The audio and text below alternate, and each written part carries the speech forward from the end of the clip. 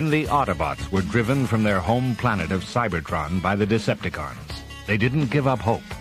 They established a new base on planet Earth and instantly began to make plans to recapture Cybertron from their enemies. Unknown to the Autobots, however, there was a Decepticon spy in their midst, Laserbeak.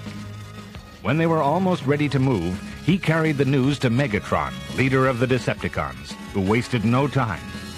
The battle was on again, and this time there was yet another enemy against the Autobots, the giant metal planet Unicron.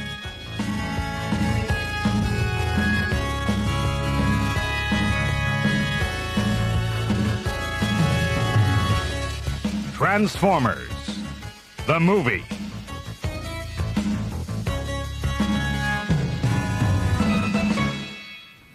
For many years, things had gone badly for the Autobots. They had fought hard against their enemies, the Decepticons. In the end, they had been driven from their home planet Cybertron. But the Autobots never gave up hope. They made their base on planet Earth. They made friends with an Earth boy, Spike. In the course of time, they were poised to recapture Cybertron. 2 of Cybertron's moons were Autobot outposts. Moonbase 1 was military headquarters for the invasion, and Moonbase 2 was a forward observation post manned by Bumblebee and Spike, now a grown man. On Moonbase 1, Ironhide watched the monitor patiently, while the Autobot commander, Optimus Prime, studied the invasion plan. All the Autobots required now was a supply of Energon cubes to power the invasion force. Ironhide spoke. Well, I'm tired of this waiting, Prime. When are we gonna start busting Decepticons? Listen, Ironhide, we don't have enough Energon cubes to power a full-scale assault, said Optimus Prime. I want you to make a special run to Earth for another supply. Prepare the shuttle for launch.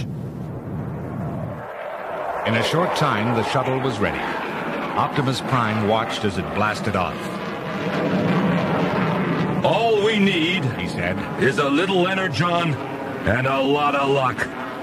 Just as he spoke, a cassette ejected from a console behind him.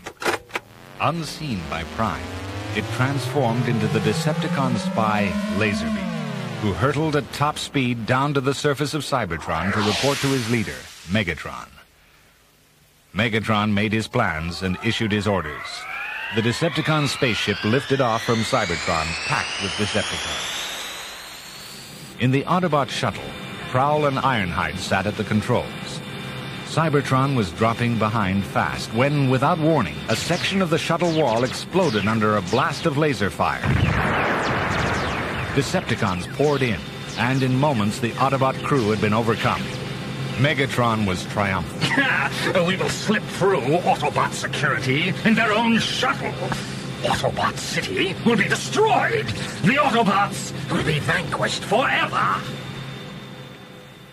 On the other side of the galaxy, on planet Earth, all was peaceful. Near Autobot City, a boy and an Autobot were fishing. The boy was Daniel, the young son of Spike, and the Autobot was his best friend, Hot Rod. Daniel was looking glum. He missed his father, far away on Moonbase 2. The shuttle from Cybertron is coming, he said. Let's watch it land. Hot Rod transformed, and they sped to a lookout point on a mountain high above Autobot City. Daniel was watching the shuttle make its approach run through a telescope when he cried, Hot Rod! Something's wrong! There's a hole in the shuttle! Hot Rod looked up. Decepticons! He cried. In seconds, the battle for Autobot City was raging. The city transformed to its fortress guise, and the defenders fought furiously against Megatron's army of Decepticon warriors. But they were outnumbered, and soon they were forced to fall back. Ultra Magnus, city commander, sent a message to Optimus Prime to come to their help. Even as the message was going out, the Decepticons destroyed the Autobot Communications Center. Megatron prepared for the final attack as the mighty Devastator tore down the city defenses. Then, with a roar of jets, Optimus Prime's relief force swept in over the battle. Autobots spilled from the shuttle, firing as they charged to the attack. The Decepticons found themselves caught in a deadly crossfire. It was their turn to fall back. Optimus Prime charged at the head of the warriors. Suddenly, in front, stood his arch-enemy, Megatron. At last! Cried Optimus Prime. One shall stand, one shall fall. Then the two gigantic robots fell upon each other. Both were badly damaged by the time that Prime, with a last burst of strength, sent Megatron crashing from high on the city walls to the ground far below. There was a brief flicker of electricity. Then the Decepticon leader lay still. Starscream raced up with the remainder of the Decepticon force. Astro Train! He cried. Transform and get us out of here! Soundwave picked up the battered Megatron and carried him aboard. Then Astrotrain blasted off in a hail of Autobot fire, in full retreat, back to Cybertron. As the dust of battle settled, the Autobots gathered about their fallen leader. His metalwork was scorched and dented. Only a faint glow from his eyes showed that he was still functioning. Optimus Prime was dying. In a faint voice, he said, "Do not grieve. Ultra Magnus, it is to you, old friend, I shall pass the matrix of leadership as it was passed to me." I am not worthy of it, said Ultra Magnus. I am just a soldier. You will keep it continued Optimus Prime, until the day that an Autobot steps from your ranks and uses the power of the Matrix to light our darkest hour. He opened the compartment in his chest and lifted out the crystal of pure energy. Then his strength failed and it dropped from his hand. Hot Rod caught it and passed it to Ultra Magnus. The new leader placed the glowing matrix in his own body cavity. As he looked down at Optimus Prime, his eyes began to shine with power. Optimus Prime's own eyes grew bright for a moment, then faded and went blank. He was dead.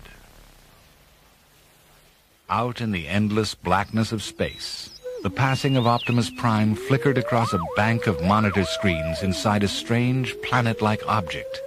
As big as a small world, the ringed and snow-capped metal sphere moved not in a planetary orbit, but in a straight line towards Cybertron. Aboard Astrotrain, the Decepticons were recovering from their defeat. The shuttle Decepticon labored on full power. Starscream had taken charge, and Astrotrain spoke urgently to him. If we don't jettison some weight, we'll never make it as far as Cybertron. You heard what he said, said Starscream, looking round. It's the survival of the fittest, said Bone Crusher. Next moment, a side entry port was open, and the unhurt Decepticons began to throw the wounded out into space. Starscream dragged Megatron to the port and hurled him out after the rest. Lighter, Astrotrain blasted off, leaving the others adrift in space. Out of the darkness loomed a planet. The wounded Decepticons drifted towards it. Suddenly, Megatron found himself held fast in a powerful magnetic beam. A deep voice spoke. "Welcome, Megatron. I am Unicron. I have summoned you here for a purpose. You are to destroy the Autobot Matrix of Leadership. I will provide you with a new body and new warriors to command." In a blaze of energy, Megatron was reconstructed as the mighty Galvatron. The broken remains of the other Decepticons became aircraft transformers under the leadership of Scourge and Cyclonus. Lastly, Unicron produced an immense new spaceship to lead Galvatron's armada.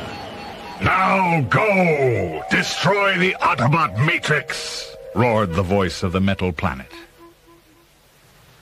Meanwhile, Astrotrain had made it safely back to Cybertron. After a lot of argument, the Decepticons had accepted Starscream as leader. But now he wanted to make his leadership official. He summoned every Decepticon to the Hall of Heroes.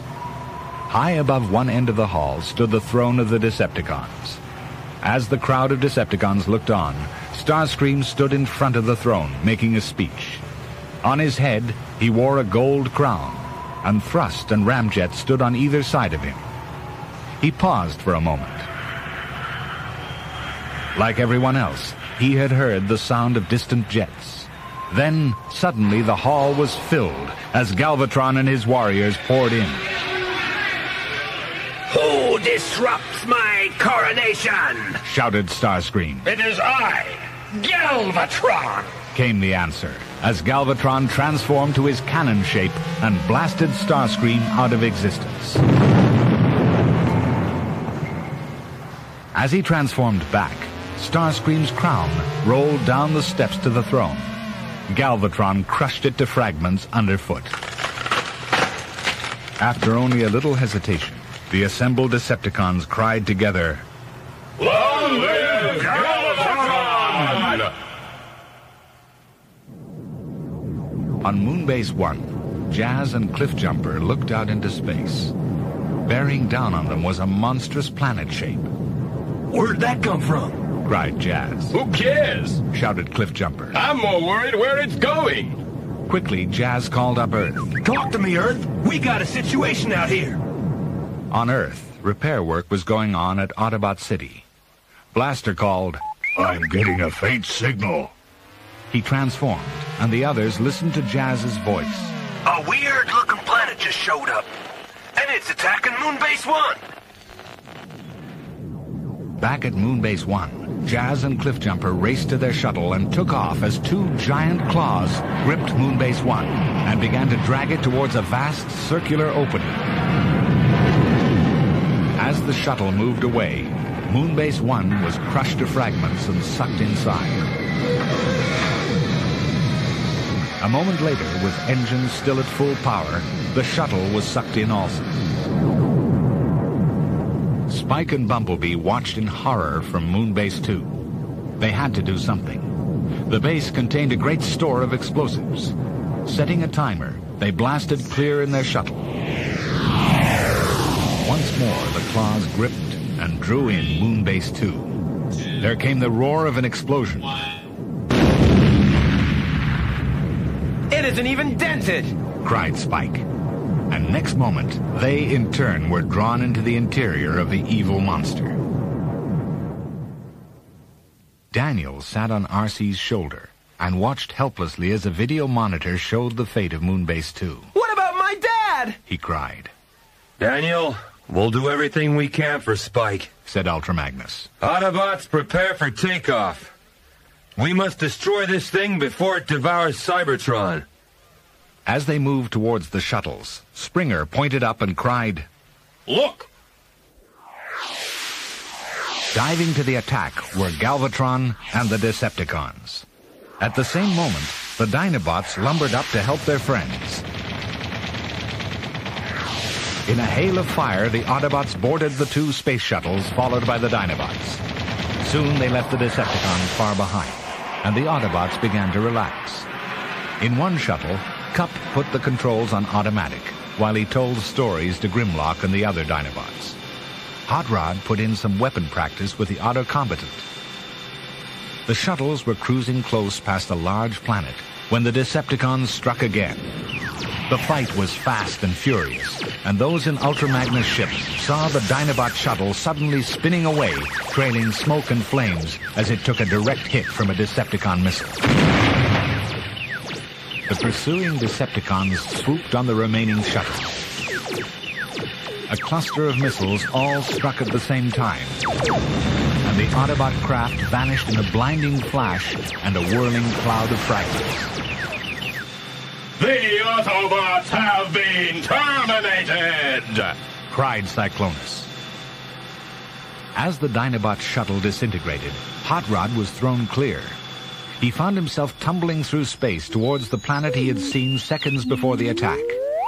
He hit its surface just off the coast of a wide sea and sank to the seabed. Instantly, he had to defend himself from a shoal of ferocious metallic fish. Fighting his way clear, he looked around him for a sign of the others. He saw nothing, but a sound came to him faintly through the water. It was Kup's voice calling for help. Hot Rod hurried in the direction of the sound and found Kup in the grip of a giant robot squid. The squid was pulling his victim apart. Hot Rod went to Kup's assistance. The squid gripped him in one of its tentacles, but a laser blast to the lens of one of its mechanical eyes sent it retreating in a cloud of black ink. Hot Rod gathered up the scattered transformer pieces and carried them to the shore. There he reassembled his old friend, and Kup stood up and carefully tried all his moving parts. You did an amazing job, lad. Amazing. Then they transformed and set off to look for the Dinobots. The two Autobots raced across the strange planet. Suddenly they skidded to a halt and transformed back to robot shape. Their way was barred by a band of ferocious-looking warriors. Kup and Hot Rod walked forward. Kup decided to try to make friends. Don't act hostile, he said to Hot Rod. and don't make any sudden moves.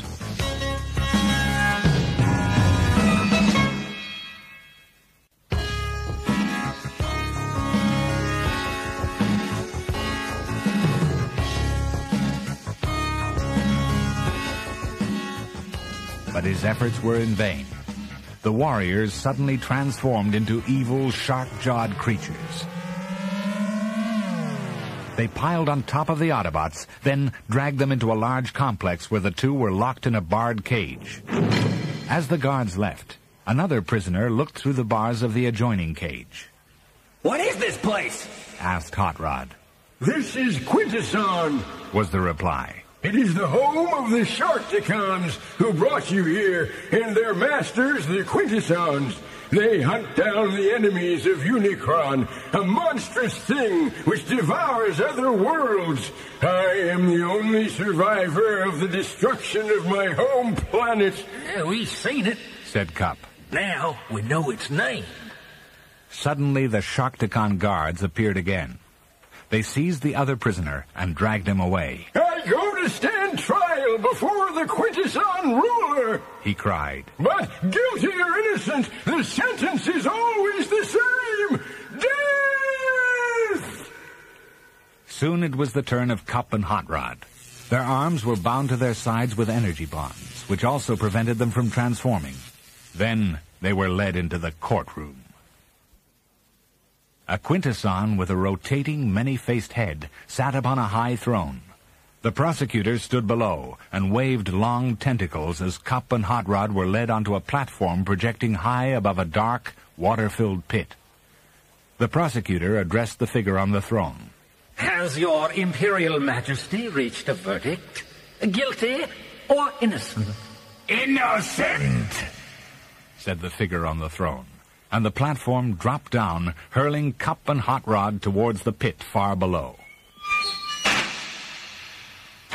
Just as the two Autobots hit the water at the bottom of the pit, the energy bonds were released. A second later, they were attacked by a swarm of Sharkticons. Kup and Hot Rod fought off the monsters, but it was no use. Still, they kept coming. They've got more Sharkticons than we have photon charges. Cried Hot Rod. Come on, let's hold a demolition derby. Cried Kup, transforming. The Sharkticons were bowled over right and left as Kup and Hot Rod slammed into them. Then, racing around the sides of the pit at top speed, the two Autobots shot to the surface and onto the floor of the trial chamber. The Sharkticons quickly followed, swarming onto the water. Although outnumbered, the Autobots still kept the Sharkticons at bay, piling them in heaps all around the sides of the pit and the walls of the chamber. The Quintesson prosecutor raged as he saw the Sharkticons being destroyed by the two Autobot prisoners. He left his position below the throne and rushed to the side of the pool to take command.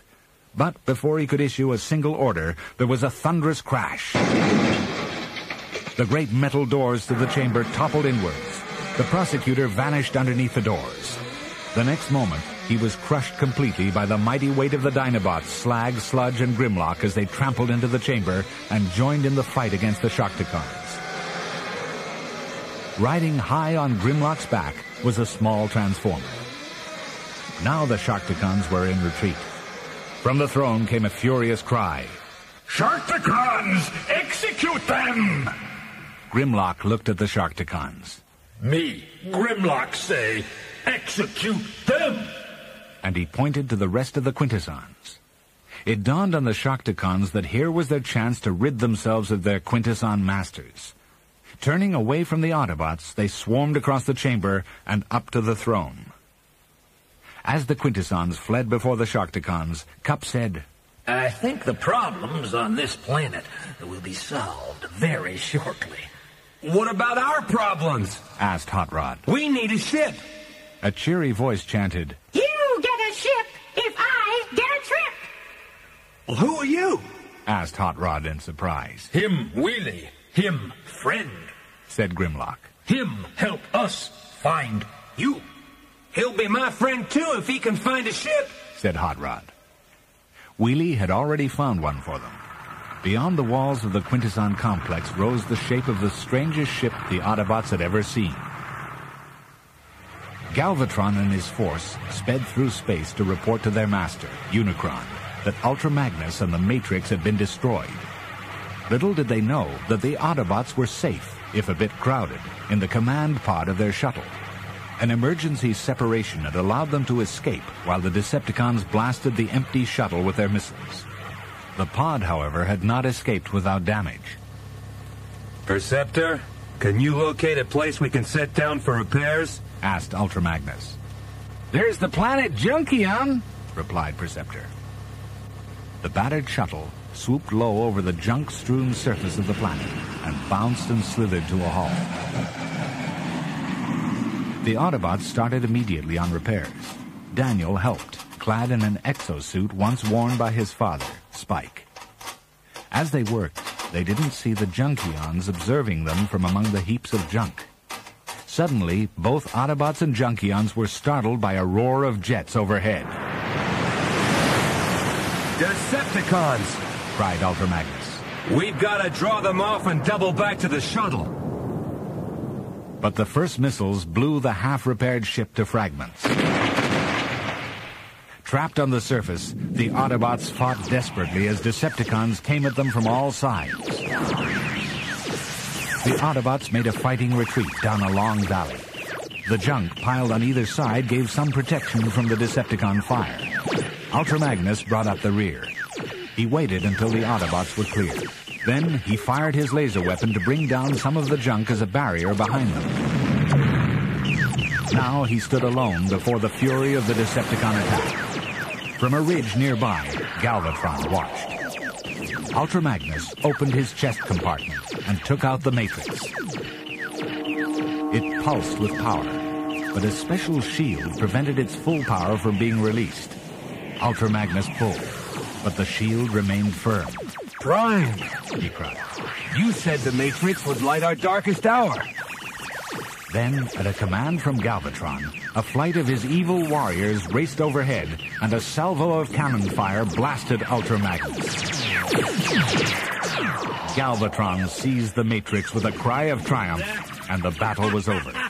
The Decepticons withdrew victoriously as quickly as they had arrived. The Autobots looked in horror at the smoking remains of their leader. First Optimus Prime, now Ultra Magnus, and the Matrix is gone, said R.C. What do we do? Before any of them could speak, there was a roar of motorcycle engines. The Autobots turned to see the Junkions racing to give battle among the rusting piles of junk.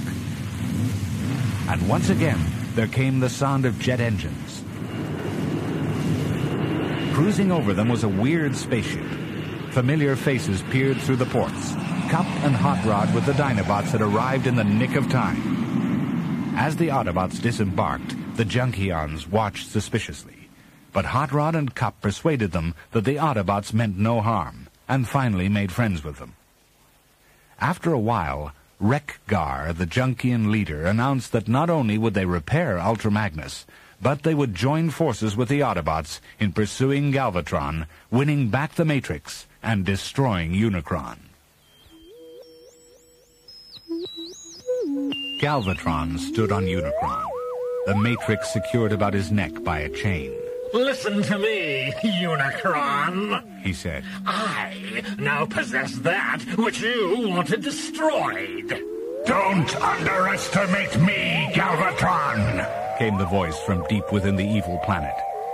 Next moment, Galvatron fell to his knees as the surface upon which he stood began to shake. Unicron was moving forward towards Cybertron, and he was transforming into a gigantic, horned, winged demon. Reaching out, he began to tear at Cybertron with cruel, clawed hands. On the planet, the Decepticons scrambled to defend themselves. Galvatron transformed to his cannon shape and fired at Unicron. The monster picked Galvatron up between finger and thumb and swallowed him. As Decepticons swarmed around Unicron, the Autobots and Junkions dived to the attack. One giant hand crushed the Junkion ship to fragments. A blast of fire blew a large piece out of the Quintesson craft, and it crashed out of control through Unicron's eye and into the great mechanical head. Inside Unicron, the shattered Quintesson ship fell apart as it tumbled into the depths of the monster. The passengers were thrown out and landed in a heap, all except Hot Rod. Where is he? Asked Daniel. I hope they didn't get him, cried Springer, as down from the roof there sprang long cables armed with snapping metal jaws. They writhed and grasped at Daniel and the Autobots. Darting and darting, the Autobots ran clear, but Daniel stumbled and fell. In an instant, he was being attacked from all sides.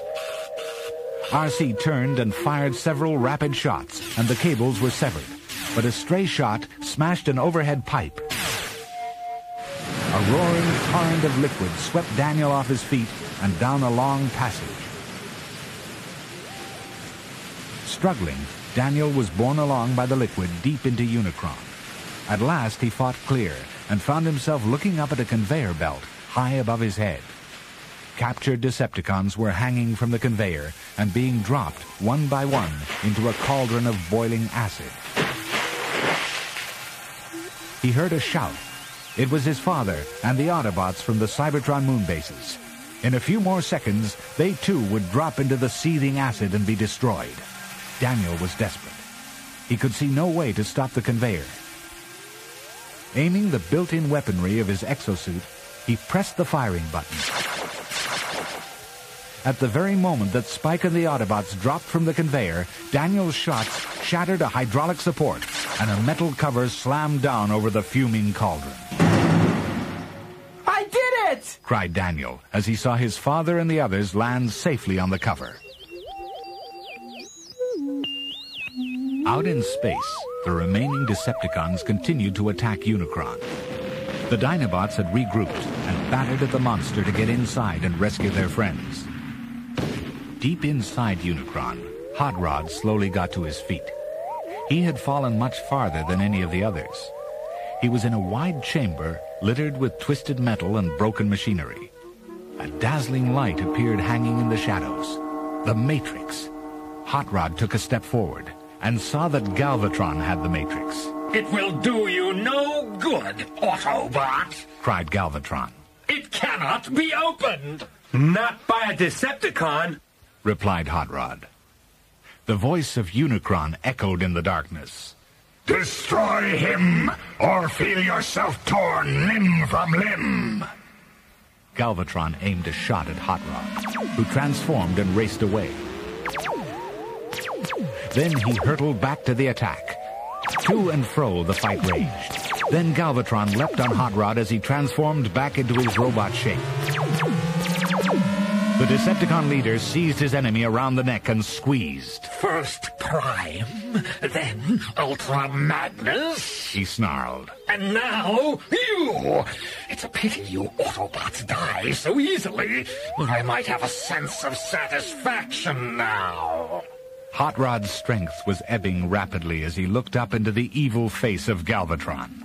The Matrix hung on its chain, and as Hot Rod looked into the pulsing crystal, he heard in his mind the voice of Optimus Prime. Arise, Rodimus Prime? The Matrix glowed ever brighter within its shield. Power surged through the body of the fallen Hot Rod. With a mighty heave, he hurled Galvatron from him. Galvatron fired a shot, but it was deflected harmlessly by the Matrix. Hot Rod picked up Galvatron. For a moment, he held him above his head. This is the end of the road, Galvatron! He cried, and smashed the Decepticon through the Unicron's metal side to be lost in the vastness of space. Now he picked up the Matrix. The shield came off easily in his hands.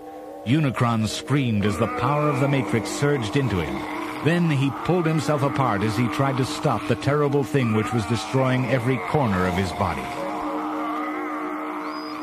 Daniel and Spike and the Autobots struggled through the collapsing wreck that had been Unicron.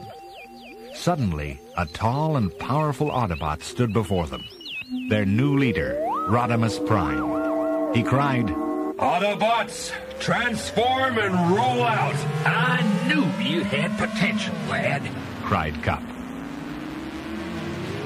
In a moment, the fleet of Autobot vehicles with Spike and Daniel aboard were racing for safety. With a splintering crash, they burst through Unicron's remaining eye. From Cybertron, the Autobots watched the evil Unicron explode into 1,000,000 fragments. All that remained was the horned head, orbiting the planet like a strange moon. The struggle was over. Under the leadership of Rodimus Prime, the Autobots could begin to rebuild their home.